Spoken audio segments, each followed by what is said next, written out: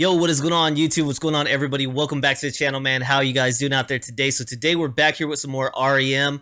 all the way to Reno. You're gonna be a star. All right, this is live in Germany in 2003. I always want to say 23 or something. It's 2003, man. It's weird. It's a weird thing that happens when I see it. So we're getting into this one. This is a donation request via Buy Me a Coffee. So thank you so much for supporting the channel in that way. Let's go ahead and read the donation request right here. It says, "Hi Sean, I've been an R.E.M. fan since 1982. This song is one of my favorites. There is an incredible video to the song, All the Way to Reno, but I love this live performance. I hope you like it." Thank you so much for the request right here. Let's go ahead and jump into this one. Is this going to be the third now? R.E.M, I believe.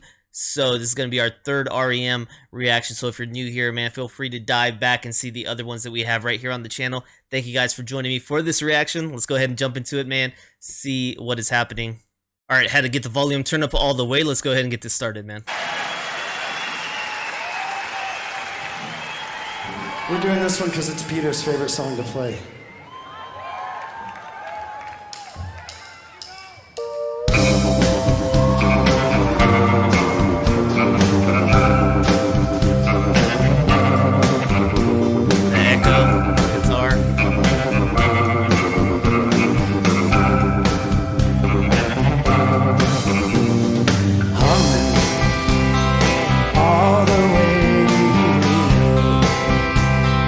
Just in the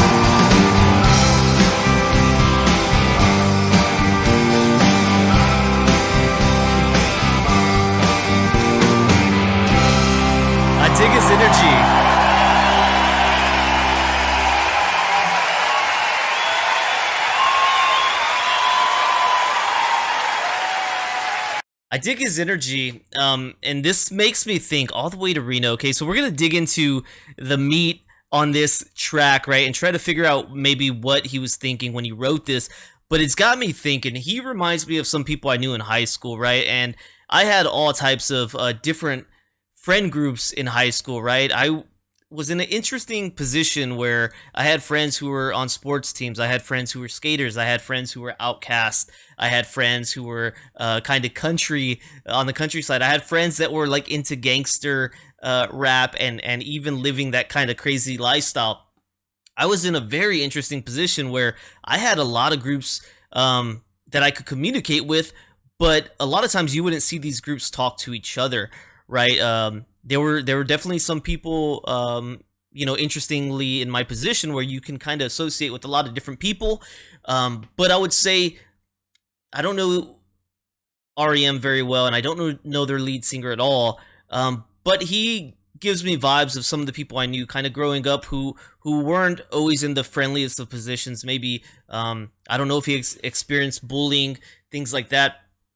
But let's just say he did. Okay, let's just say, what if he did? I don't know, but what if he did? If he did, there are a lot of people who let these experiences set them on a downward spiral. I find it so interesting that I don't know his character, and I want to get to know if I was right, or maybe he hopefully lived a great life and didn't experience any of that kind of traumatic. I say traumatic experiences because bullying really is a traumatic experience, man.